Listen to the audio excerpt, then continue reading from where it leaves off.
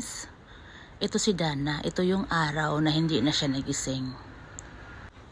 Ayan, ito siya nung nasa ospital na siya.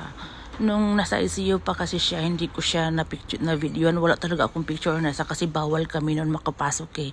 Kasi ang lakas pa ng corona noon. So dinala ko siya ng December 5, 2022. Tapos pagdala sa emergency, hindi talaga siya nagising hanggang sa dinala siya sa ICU.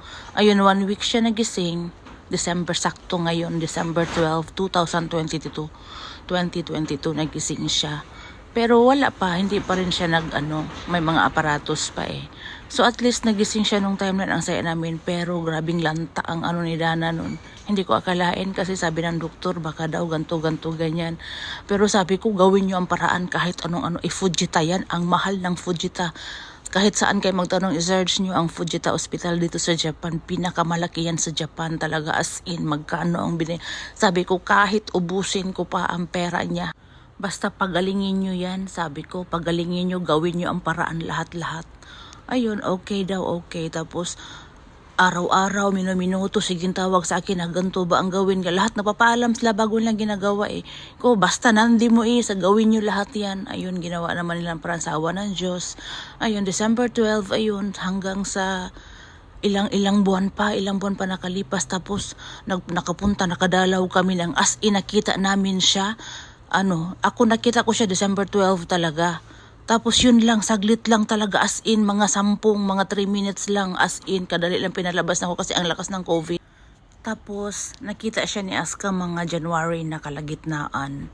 Kasi rin sa Aska, nagpaalam ako, grabe, ang tagal pang pumayag. Nag-iisip pa sila, 3 araw bago pumayag.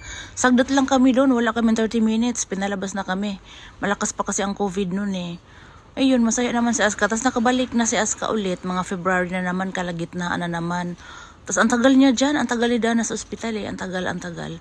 Ayan, itong mga nagpunta na kami, mga na yan eh, mga March, April na yan. Ayun, nakakain na siya, grabe nung nakita kasi niya si Aska talaga, grabe, nagsigla siya, ang sigla talaga niya. Yan, nakadalaw kahit na mangyari. Na-COVID si Aska nung time na yun eh, pero hindi ko sinabi sa kanya. Ayan, na siya, ang daldal, grabe, tas ang lakas kumain, sus parang patay gutom. Ayun grabe talaga ang ko nun, grabe talaga ang stress ko noon, pero kinaya ko talaga.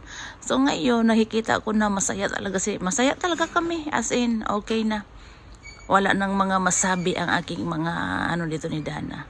So mahirap mag-alaga, pero masaya, okay lang naman. Kung wala siguro tong si Dana pambayad, naku, ewan ko kung kasi matindi ang niya eh, matindi ang niya, kalagayan nung time na yun. Sus, saan ka, grabe. Pero ayan, kinaya niya, diba? Tapos ito na yung nakalakad na siya, kahit naka-wheelchair, nakatayo-tayo na siya. Nag-start na ang rehabilitation niya dyan sa ospital na yan. Tapos dyan pa rin siya, ko kasi pinaalagaan ko talaga kahit nakalakad. Pwede na siyang umuwi eh. Pero hindi, kasi pinaayos ko muna, pinarehabilitate ko muna, pinaano ko muna lahat. Hanggang sa, sabi ko, ilabas nyo yan kapag okay na. Nag-alala sila kasi ganito daw ang gastusin ko.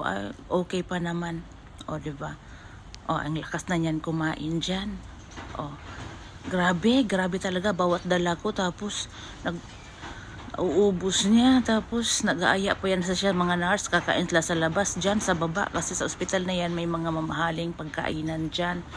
Ayan, iniiwan kong pera niya, sus naku, 3 araw lang kasi gusto niyang kumain ng ganto, ganyan.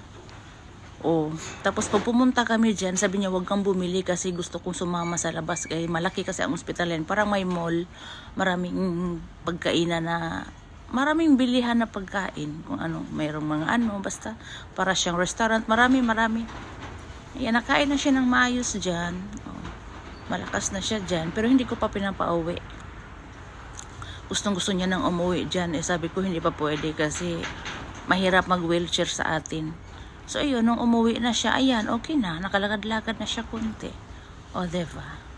Talagang God is good talaga. Kaya, ito naman ang ko kay Dana, kahit pang gagawin, wala akong pagsisihan. Kasi mabait ito sa akin eh, hindi to nag-ano lalo na sa financial, never.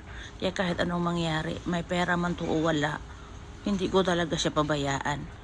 Pero kung wala tayong pera kasi, tapos ganun ang gastos, hindi ko rin alam kung ano mangyayari kay Dana. Pero nangako ako na hanggang kahit anong mangyari, talagang aalagaan ko siya. Kaya nga sabi ni Dana, sus hindi ko akalain na ito nga mabubuhay pa siya. Pati mga kapatid niya, walang sawang pasalamat sa akin. Mga kasamahan, mga boss, mga kasosyo namin. So, proud naman ako. 1 month higit na siguro to nasa bahay na siya, nakauwi na siya. O, diba, ang bilis tumaba. Pinakain ko ng pinakain. Lahat ng gusto. Pinakain ko, o, diba? Nang nakauwi siya sa bahay, relax na relax siya. Parang nasa kanyang mundo. So, ito nga yung kagabi. Sige siyang pangharot sa amin. Sabi niya, Kachang, malakas na ako. Ano ngayon? Makaiyot ka na? Ang dami kong tao. Inirapan ba naman ako? Parang, pag sabi ko, makaiyot ka na? Sabi ko ganun. Tarapon, lumingon siya pa, bingi-bingi ang yawa. Hingi siyang pera kasi may in-order yung regalo daw eh. O ngayon, wala siyang pera pa. Mag-antay siya. Mabait to si Dana eh. Malakas kapag malakas to. Sus, grabe ang saya niya. Pag sa trabaho naman mahigpit siya. Eh ngayon wala siya magawa. Ako na ang boss. Sa akin nahingi ng pera. Natawa talaga ako na pwede ka na makaiyot. Aba, nabingi-bingihan. Grabe talaga. Malakas na doon siya, Kachang. Malakas na ako. Gabi ganun. Ang dami kong tawa talaga gabi. Haruta naming tatlo. So yun nga ang kwento ko. Ayan. Salamat sa inyong pakikinig ha. Ito yung mga nakaraang tong hirap na hirap ako. So ngayon okay na siya. Malakas na siya. December 12, 2024. At nakayanan ko naman ang aming pangkambuhayan. So thank you Lord. Mwah. Sa nakikinig at nanonood. Thank you for watching. Mwah.